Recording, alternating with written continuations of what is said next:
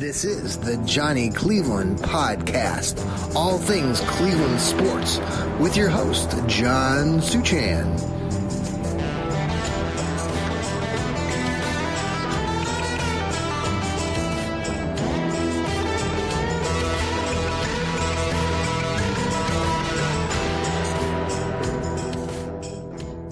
Hello, everybody, and welcome to another Johnny Cleveland Podcast.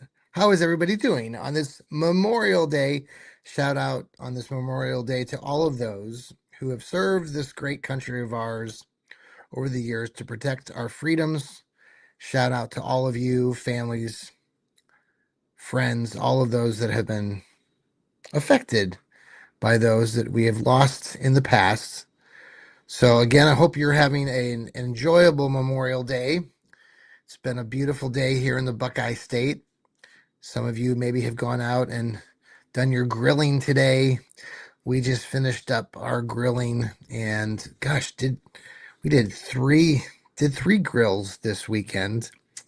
Friday night, Saturday, and then yesterday we were up, had some other folks grilling for us. Shout out to the birthdays from my stepmom, Pat, my dad, earlier in the month. We celebrated that on Mom's Day up there in Akron. Thanks. Shout out to my sister, Karen, for hosting. Thank you very much. That was a lot of fun, and I hope everyone's enjoying the day after that fun, festive day. Earlier in the week, during the weekend, Saturday, we went up to the zoo. And if anybody's from the Columbus area, and maybe you've been over there up in the northwest side of Columbus, a beautiful zoo. They've just continued to expand and expand and expand. It's ginormous. We were there for upwards of almost 5 hours, and we walked almost 6 miles.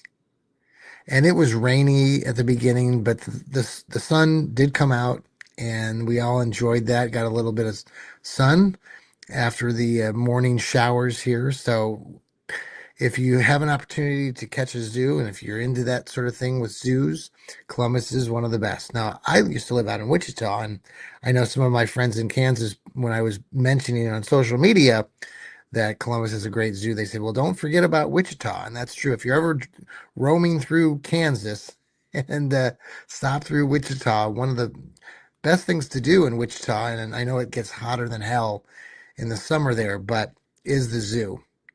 They have a fantastic layout there. Not quite as big as the one here in Columbus, but it is really, really cool. And they got a lot of indoor things that you can do. They have this thing called the Jungle there. It's a really indoor facility where you walk and you feel like you're immersed actually in a jungle.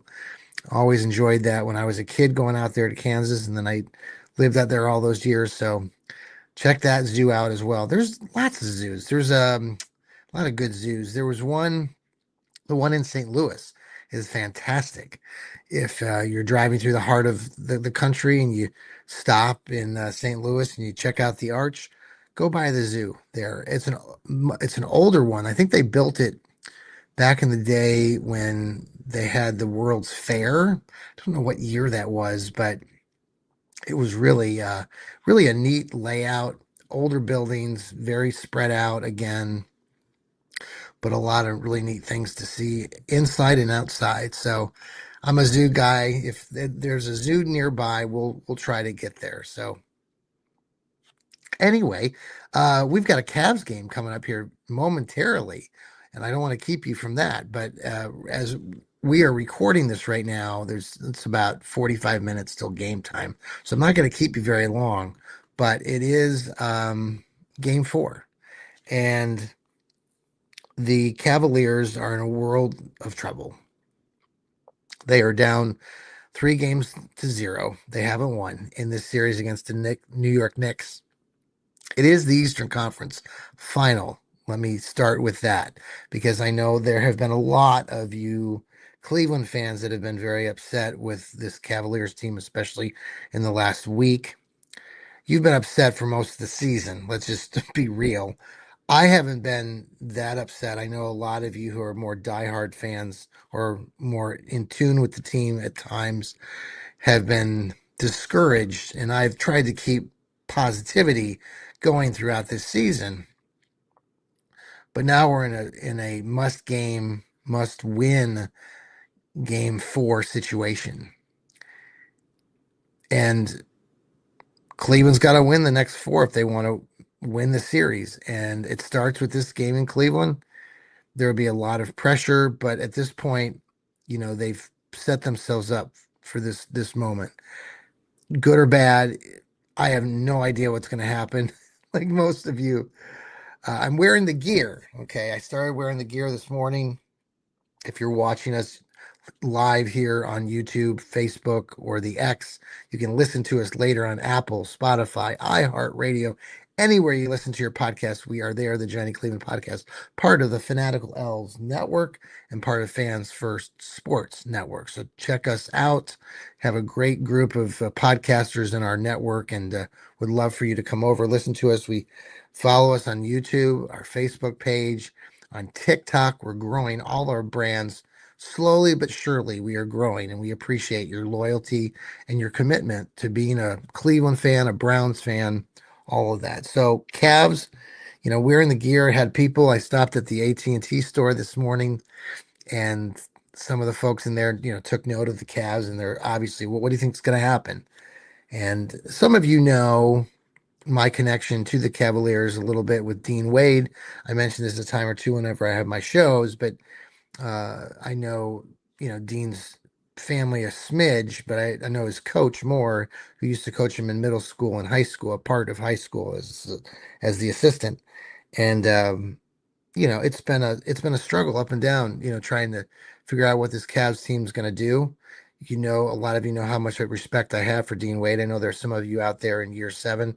Some of you are real creeps about it, and you are negative about everything, especially somebody like a player like Dean Wade, who maybe doesn't score buckets all the time, but he's one of their best defenders. So we get to this stretch now in this game 4, and I mean, quite honest, I mean, I was extremely disappointed, like many of you, for some of the same reasons.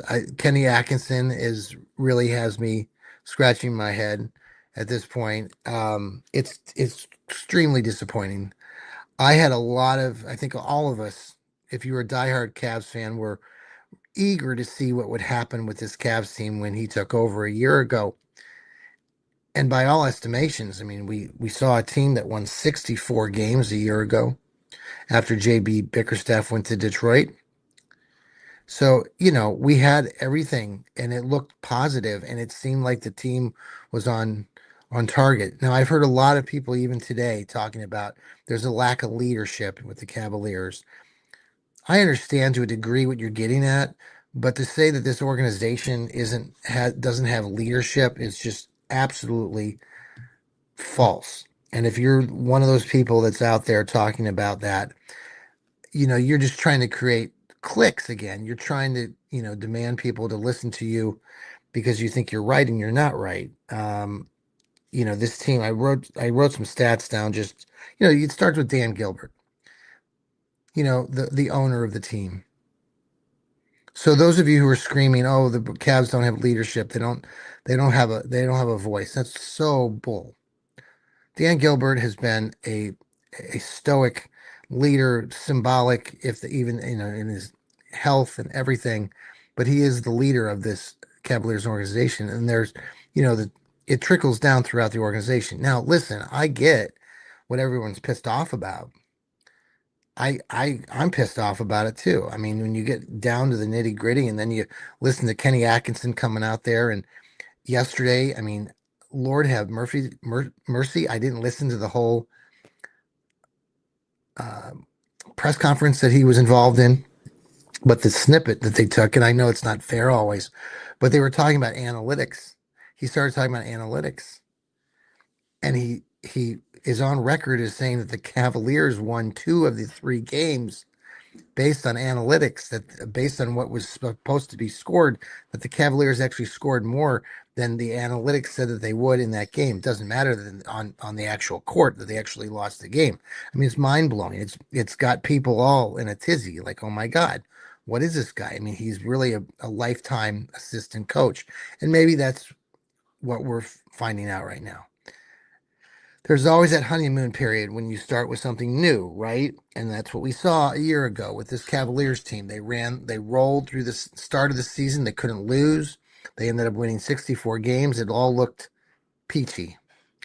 Then they get to the playoffs and they flare out. And then now you jump forward to this season. It was a rough tumble season.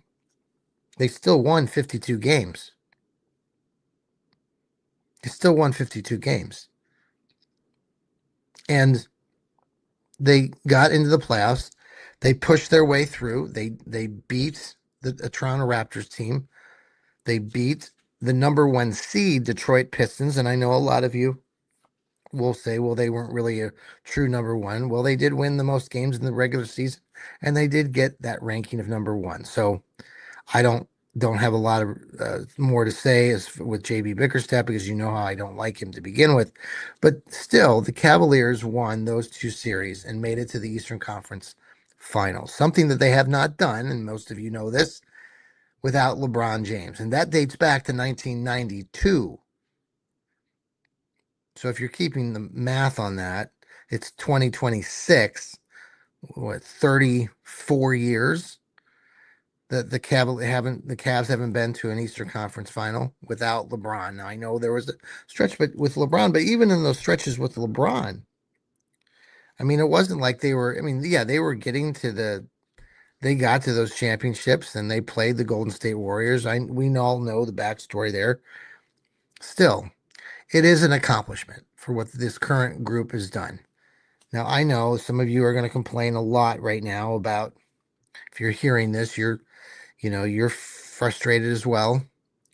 Donovan Mitchell, James Harden, the core four, Jared Allen. Will he have another big game tonight and a closeout game potentially for the other team to avoid a closeout? Evan Mobley. There's been a lot of discussion on these two big men too. But you look back at some of these categories, and they really just have not fared well. I mean, I was looking at stats for. Let me look here. This was James Harden in the series right now. Just look back at the first three games here against New York. He's only shot the ball. He was 8 for 15. Well, let's start with this. He was 5 for 16 in the for a game one loss where the Cavaliers got a 22-point lead. I mean, that in itself is really the backbreaker. We all know that. We all knew that after game one. And we all were concerned that this is what would happen, that they would be in this position, that they are going to try to avoid this sweep. Harden again, the next game was 6 for 15. He was 8 for 15 in the game 2 nights ago. So his percentages aren't horrible, but he's shooting the ball 15 times. So he's been consistent. Donovan Mitchell has shot the ball relatively well, let's look here. We're looking at the stats here of Donovan Mitchell. Had him earlier. So he has shot the ball in the last 3 games against the Knicks. In the overtime loss where they had the 22-point lead, he went 12 for 23 from the floor, which is over 500, or 500. His field goal percentage is over 500. He was 8 for 18 in game 2, and he was 9 for 21 in this last game. He shot 10 3-pointers. In last game, he shot 7 the game before, and he shot 11 in that first game. You look at the big four, the other two big guys, again, they're not doing much. If you look at Jared Allen in the 3 games against the Knicks, he only shot the ball 6 times in game 1. 6 times. Evan Mobley shot it, or game 2, Jared Allen shot it 10 times. The last game he shot it 9 times. He was 7 for 9. High percentage shooting when you're right there around the rim. Mobley, again, he went in game 1, he was 6 for 16. In game 2 was the game where he touched the ball in the first quarter, and then didn't get the ball, didn't take a shot the whole second half. 5 for 8. In the last game, he was 10 for 18. From the 3-point line, he's been stepping back, Evan Mobley, and trying to shoot these threes. His percentages are all over the chart. He's 2 for 8 in that first game. He was 2 for 3 last game or the game before. And then last game, he was 1 for 6. So inconsistent. He's not there yet. He's trying to jack up these threes, and he's a big 7-footer. He needs to take the ball and drive it to the hole. So, we can complain, we can talk all day long about what's going wrong with the Cavaliers. It's also effort. And I get, you're getting back to this discussion about the players and the coach. When I talk to fellow coaches or people that I've been around over the years, we talk about athletes, we talk about players that we've coached at the lower levels, at middle school, at high school. You've got to have talent. So the Cavaliers have a talented group of players. They wouldn't be in this position without that talent. And let's just start with that. Donovan Mitchell, James Harden, Evan Mobley, Jared Allen, and a plethora of other players like my man Dean Wade. These guys are the best in the NBA. And New York has some of the best players in the NBA. That's why all these players are in the NBA, because they've earned it, and they are excellent athletes. And it takes the athletes to win the games so the players win the games. But the players win the games by getting what they need from, for example, the coach. And so I always knew, like when I was coaching a group, if I had talent on that team, that talent I knew could take us a long way for that team.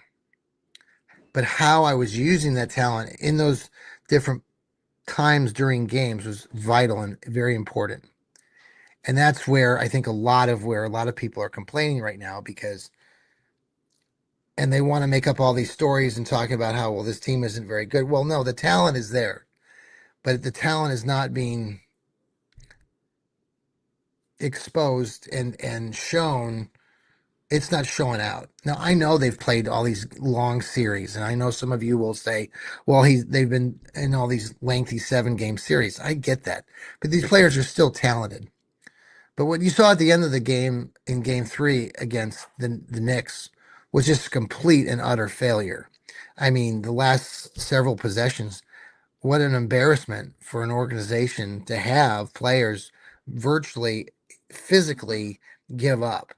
I mean, there were, 1 or 2 possessions where the Knickerbockers were literally playing 5-on-0, and the Cavs were motionless. That's embarrassing. And that comes down to coaching and getting your guys' attention. And so it's a fine line. You've got to have a little bit of both. You've got to have that leadership from the players too. And when Donovan Mitchell is not going and he's given up, the effort is just goes south. And if you listen to these players and you listen to the coach in previous video interactions when they've been in these locker rooms, and we only get a little snippet of what's actually being said and talked about behind closed doors.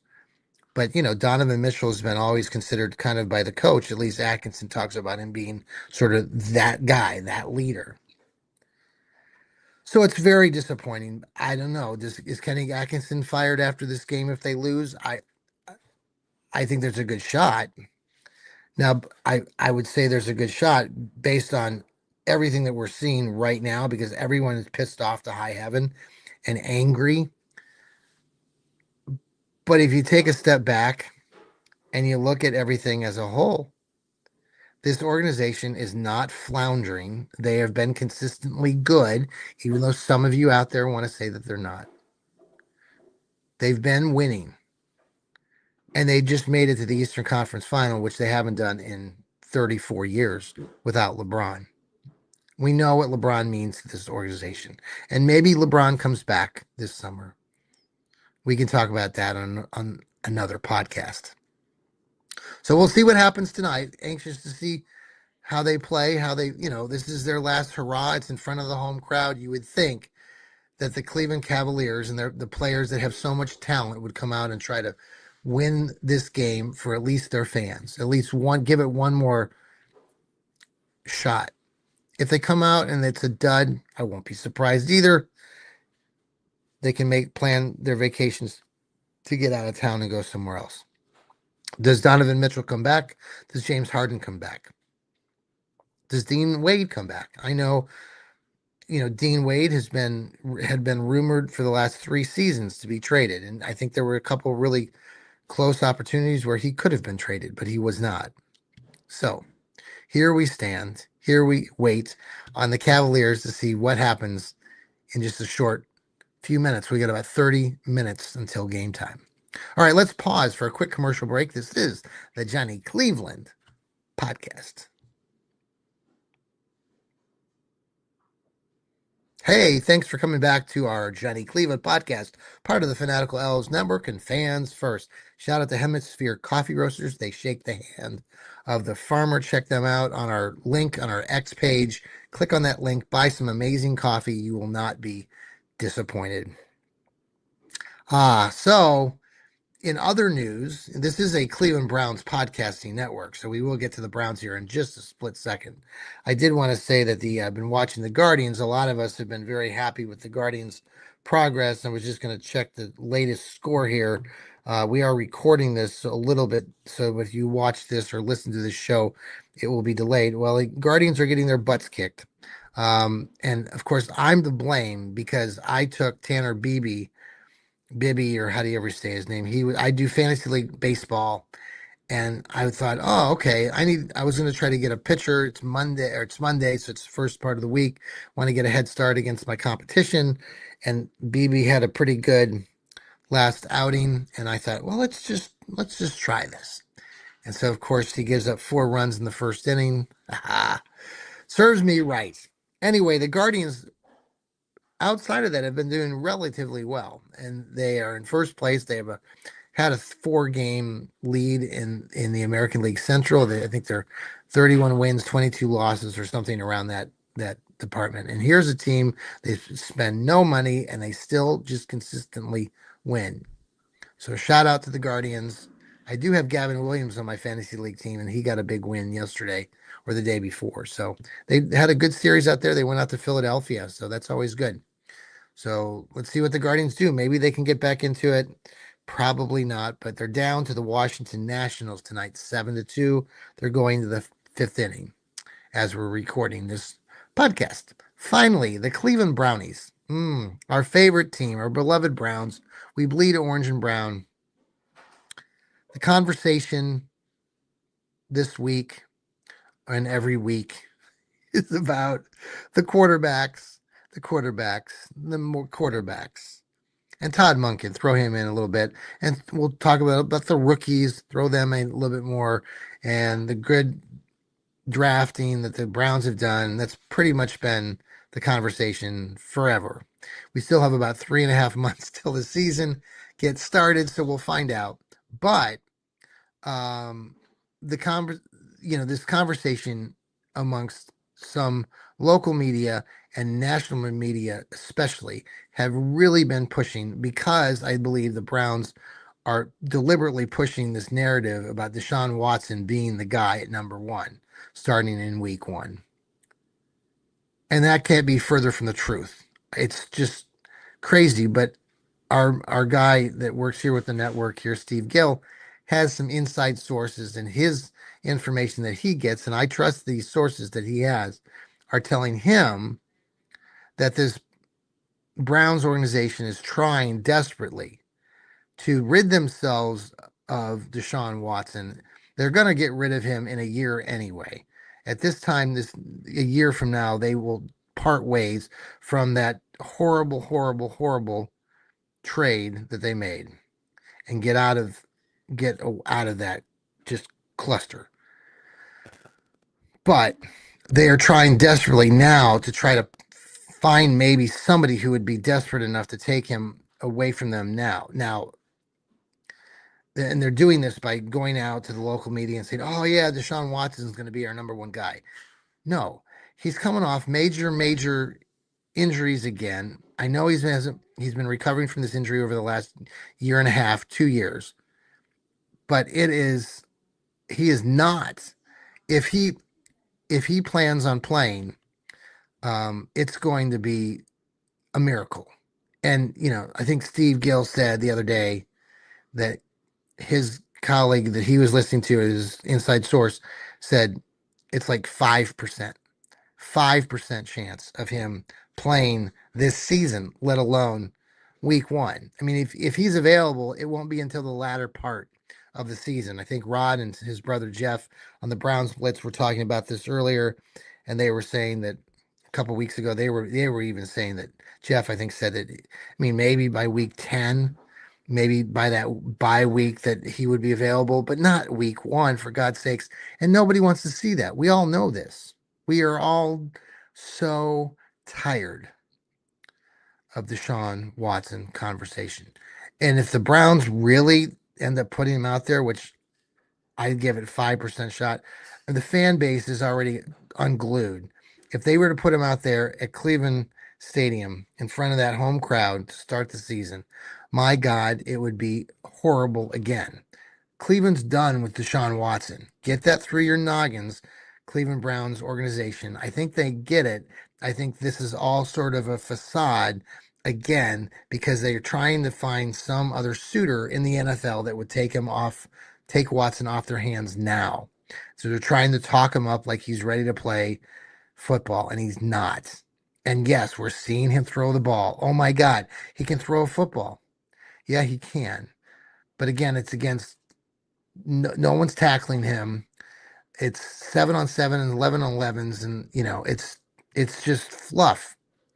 So all of you people who continue to want to come to me and say, "Hey, see, John, I told you he's going to start." No, he's not. He's not going to start, and I'll hold to that until I actually see him physically on the field of play.